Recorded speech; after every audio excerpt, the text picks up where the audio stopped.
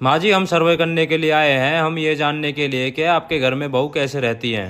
हमारी तरफ से जी बहुओं के लिए कोई दिक्कत नहीं है। कभी भी कुछ भी खाओ, कुछ भी पहनो, कभी सो कभी उठो, जो उनकी मर्जी हो वो पहनो। अच्छा। हम अपनी बहुओं को बेटी की तरह रखते हैं। सुनो जी, मम्मी किस बहू की बात कर रही हैं? तुम्हारी। तो आपके पति देव आपके साथ नहीं रहते? नहीं। क्यों? झगड़ा चल रहा है ना। तो आपकी तरफ से कि उनकी तरफ से? उन्हीं की तरफ से चलता है। वो एक तरफा झगड़ा हो रहा है, एक तरफा। तो वो तो कह रहे हैं कि आपकी तरफ से। कौन कह रहा है? आपके पति। नो महाराज जी, गलत बात है। वो कभी कभी ताली एक हाथ से भी बच जाती है। यहाँ पर ऐसा नहीं, एक हाथ से ताली नहीं बच सकती। एक ही हाथ से बचती है महाराज जी। क्यों? ताली एक हाथ से बचती है? सब तो कह रहे हैं दोनों से बचती है। पर महाराज जी, मेरा एग्जाम्पल कुछ ऐसा ही, एक ही हाथ से बचती। हम पुरुष लोग स्वच्छता में भरोसा करते हैं, ये महिलाएं बिल्कुल नहीं करती। उसका इतना सा कारण कि हम पुरुष लोग नाई की दुकान में दाढ़ी बना करके बाल कटा करके आते हैं, आकर के तुरंत नहाते हैं, क्योंकि हम स्वच्छता में भरोसा करते हैं। आपने किसी महिला को ब्यूटी पार्लर से आने के बाद आप ही हो पति परमेश्वर, दो पत्नियों के। बताओ दूसरा विवाह क्यों किया आपने? गुरुजी मजे मजे में कर लिया ऐसी। हैं? मजे मजे में?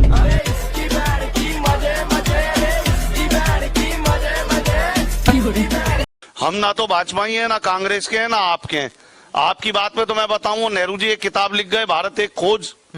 मोदी जी लिख रहे हैं भ्रमण एक मौज। सोनिया ने लिख दी पप्पू एक बोझ। और केजरीवाल लिख रहा झूठ बोलो रोज। बहुत अच्छे। वो राहुल गांधी मुझे मिले पिछले दिनों, चुनाव के दिनों में। बोले दीपक भाई, मैं आपके हरियाणा के किसानों के साथ 4 घंटे बिता कर आया। हाँ। दीपक भाई, मैं आपके हरियाणा के किसानों के साथ 4 घंटे रहा। मैंने कहा फिर आपने क्या सीखा? बोले ला एक बीड़ी पिला। मैडम जी, आप बहुत सुंदर हो। Thank you sir. बिल्कुल परियों की तरह। Thank you. वैसे सर आप क्या करते हो? यही सबसे मजाक जैसा आपका करिए अभी। कि गाय को गेहूं खिलाओ और फिर वो गेहूं गाय के गोबर से बाहर आएगा। उसे धुल करके 4 बार 10 बार गेहूं को पीस करके उसकी रोटी बनाकर भगवान को भोग लगा के खाने से जिसे संतान नहीं होती उसे संतान सुख मिलता है गौ माता की कृपा से। थाने के सामने जाकर एक सपेरे ने बीन बजाया। थाने के सामने सपेरे ने बीन बजाया। बीन की आवाज सुनकर सिपाहियों का समूह निकलकर बाहर आया। उन्हें देखकर सपेरा लड़खड़ाया, घबराया, उसके माथे पे पसीना आया। मैंने सपेरे से पूछा, मैंने कि क्यों बे, तू जब बीन बजा रहा था तो बड़ा खुश नजर आ रहा था, अब क्यों हाँप रहा है, क्यों कांप रहा है, क्यों तेरे माथे पे पसीना आ रहा है? तो कहने लगा, लट्ठ जी, मैंने तो बीन इसलिए बजाया था कि मेरे पिटारे के सांप निकलेंगे, मुझे क्या मालूम था कि इनके भी बाप निकलेंगे। कि आप बुद्धिमान दोस्त के साथ बुद्धिमान नहीं बन सकते, आप गायक दोस्त के साथ गायक नहीं बन सकते, आप संगीतकार दोस्त के साथ संगीतकार नहीं बन सकते, लेकिन यदि आपका दोस्त बेवड़ा है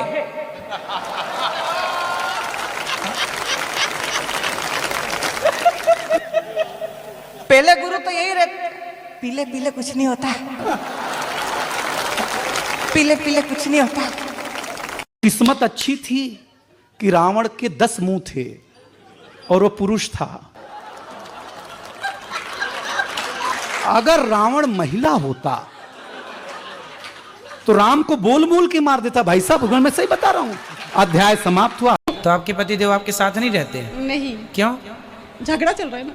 तो आपकी तरफ से कि उनकी तरफ से? उन्हीं की तरफ से चलता है। वो एक तरफा झगड़ा हो रहा है, एक तरफा। तो वो तो कह रहे हैं कि आपकी तरफ से। कौन कह रहा है? आपके पति। नो महाराज जी, गलत बात है। वो कभी कभी ताली एक हाथ से भी बच जाती है। यहाँ पर ऐसा नहीं, एक हाथ से ताली नहीं बच सकती। एक ही हाथ से बचती है महाराज जी। क्यों? ताली एक हाथ से बचती है? सब तो कह रहे हैं दोनों से बचती है। पर महाराज जी, मेरा एग्जाम्पल कुछ ऐसा ही है, एक ही हाथ से बचती। हमारे शादी वाले दिन लड़ाई हो गई थी। कैसे? ये रसगुल्ला खिला दे, मैं खाती नहीं हूँ, बस इसी पे हो गई। 22 साल तक चली, पहले दिन हो गई थी। तो इन्होंने आपको रसगुल्ला खिलाया तो आप खा लेती ना, क्या दिक्कत थी? नहीं खाती मीठा। अरे मीठा नहीं खाती, पहली बार पति खिला रहा तो खा लेती आप। बच्चों को समझा दो सर। क्या समझाएं बच्चों को? गुस्सा बहुत आती है बच्चों को। तो आपको कम आता है क्या? मुझे भी। रसगुल्ला ही नहीं खाए। जब स्त्रियां हंसती हैं तो उनके पति को बहुत अच्छी लगती हैं, लेकिन स्त्रियां जब भी बात करती हैं अपने पति से, घर के मैटर में, सास के, ससुर के, जेठानी के, देवरानी के इत्यादि, तो रोती हुई बात करती हैं। ये थर्ड क्वालिटी की स्त्रियां। घर की कोई सामान्य बात हो, सास ने कुछ कह दिया आपको और आप पति से बोल रही हो कि आज तुम्हारी माँ ने ये कहा है, तो जो कहा है उसे स्पष्ट कह दो। आप इसलिए रोते हैं ना कि रोने पर हमारे पति को ज्यादा और प्रभाव पड़ेगा, पर वो प्रभाव उल्टा पड़ जाता है। अच्छा एक बार चलो सुन भी लिया पति ने, कल फिर आया फिर तुम शुरू, परसों आया फिर तुम शुरू, तो पति को लगा अच्छा इसकी आदत है ये, तो फिर रो अच्छे से, फिर वो रुलाता है। हंसता हुआ बच्चा होगा तो आप उसे और गुदगुदाएंगे, हंसाएंगे। रोता हुआ कोई बच्चा होगा तो लोग उसे और चिढ़ाते हैं। प्रकृति का नियम है, रोते को रुलाया जाता है और हंसते को हंसाया। शादीशुदा लोगों की अजीब परेशानी है। अरे त्योहार मनाए बीबी। आजकल के इस नए युग में लड़कियों को पति ढूंढना कितना मुश्किल होता है। जैसे कि हैंडसम ढूंढते हैं तो उसका दिमाग खाली मिलता है, वो सिर्फ दिखाने में ही हैंडसम होता है पर किसी भी काम का नहीं होता। जब हम तेज दिमाग वाला पति ढूंढते हैं तो वह हर समय सीरियस दिखता है, अपने ही कामों में व्यस्त रहता है, परिवार की तरफ थोड़ा भी ध्यान नहीं देता। जब हम अमीर पति ढूंढते हैं तो वो पैसों की और सामान्य लोगों की इज्जत नहीं करता। अगर हम मेहनती ढूंढते हैं तो उसके पास वक्त नहीं मिलता, हर वक्त काम करता रहता है। जब हम सीरियस ढूंढते हैं तो वह बोरिंग होता है, उसे किसी भी प्रकार की चेष्टा सहन नहीं होती। जब हम शांत ढूंढते हैं तो वह अंदर से टूटा हुआ मिलता है। जब हम जिम्मेदार पति को ढूंढते हैं तो वह रोमांटिक नहीं होता। जब हम पढ़ा लिखा ढूंढते हैं तो वह हर वक्त सही ही होता है, और अनपढ़ ढूंढते हैं तो उसकी गलती को ठीक करते हैं तो उसे गुस्सा आ जाता है, और स्मार्ट ढूंढते हैं तो वह बहुत झूठ बोलता है। यह आजकल की पतियों के कुछ सामान्य लक्षण है जो पति ढूंढते वक्त नजर आते हैं या फिर शादी के बाद नजर आते हैं। तो यह लक्षण सही है या झूठ कमेंट में जरूर बताइए। पति पत्नी के खुश रहने के 5 नियम। सबसे पहला नियम, सभी बातें एक दूसरे से शेयर करें। कभी भी कुछ भी एक दूसरे से ना छुपाए जिससे कि एक दूसरे में शक की भावना निर्माण ना हो। नियम नंबर 2, कभी भी एक दूसरे की इच्छा ये खुद ही पूरी करें। इसमें कभी भी तीसरे इंसान की मदद ना ले, क्योंकि तीसरा व्यक्ति किस भावना से आपकी मदद कर रहा है ये आपको पता नहीं होता। वह व्यक्ति आपके इस व्यवहार का कभी भी फायदा उठा सकता है। नियम नंबर 3, पति पत्नी में हमेशा मित्र जैसा व्यवहार रखें,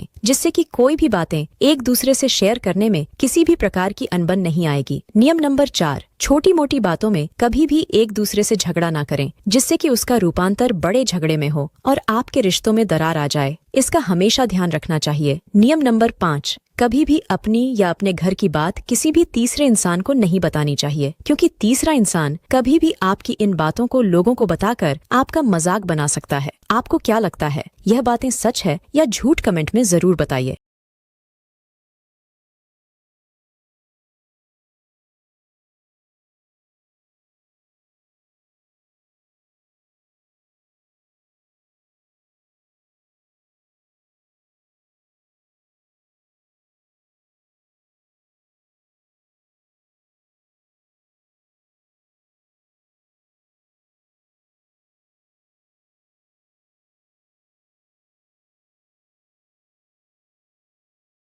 तुम अपनी माँ को काहे मारती हो?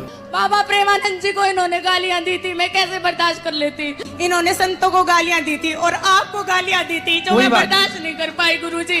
मेरे संतों को गालियां बिल्कुल भी बर्दाश्त नहीं होता। आपने कहा था, सुनो गुरुजी आपने कहा था कि माता पिता है ना, माता पिता को भगवान के लिए छोड़ना पड़े तो छोड़ सकते हैं, जैसे प्रहलाद जी ने हिरण्यकश्यप। अरे तो माँ के दांत तोड़ दोगे? नहीं गुरुजी मैंने नहीं तोड़ा, ये खुद मेरे को मारती हैं। नाम जब करती हूँ ना तो झाड़ू लेके सर पे मारती हैं, चुप हो जा तू, ऐसा बोलती हैं। कोई बात नहीं गुरुजी, आप बस है ना एक वचन ले लो, मैं इनको कुछ नहीं बोलूंगी कि ये संतों का कभी अपमान ना करें। समस्या कितनी विकट है कि आजकल के बच्चे ज्यादा पूजा पाठ भक्ति भाव करने लगे तो माँ बाप टेंशन में आ जाते हैं। उनको लगता है कहीं ये ज्यादा साधु भी ना हो जाए, साधु ना बन जाए। जबकि शराब पीने लग जाए बच्चा, गलत राह पर चलने लग जाए लड़कियां, तो माँ बाप को इतनी फिक्र नहीं होती। उनको लगता है ये तो फैशन है, ये तो चल ही रहा है। पर अच्छे बन जाए एक संत ने टीवी पे प्रवचन देते हुए कहा कि अगर आप मोह माया से दूर रहना चाहते हैं तो मुझे लाइक कीजिए, साथ में मेरा यूट्यूब चैनल सब्सक्राइब कीजिए। क्या बात है। हाँ, आज नहीं तो कल होना चाहता है, आज नहीं तो कल होना चाहता है। साधु हो, संत हो, महात्मा हो, आम हो, खास हो, हर कोई वायरल होना चाहता है। इस मोबाइल की दुनिया ने कमाल कर दिया है, मेरा बुरा हाल कर दिया है। पहले मेरा बच्चा घर से बाहर जाता था तो मेरा जी घबराता था, घड़ी पे नज़र रहती थी, समय पे नहीं आता था तो मैं पड़ोस में पूछने चला जाता था। लेकिन अब मैं लाचार हूँ, बेकार हूँ, खुद के ऊपर खुद का बस नहीं चल रहा है। मेरी आंखों के सामने मोबाइल मेरे बच्चे को निगल रहा है, न मैं चिल्ला रहा हूँ न किसी को बुला रहा हूँ। इस घटना ने मुझे परेशान कर दिया है। अभी मैंने अपने बच्चे का बचपन देखा भी नहीं, इस मोबाइल की दुनिया ने उसे जवान कर दिया है। वाह वाह वाह वाह वाह वाह।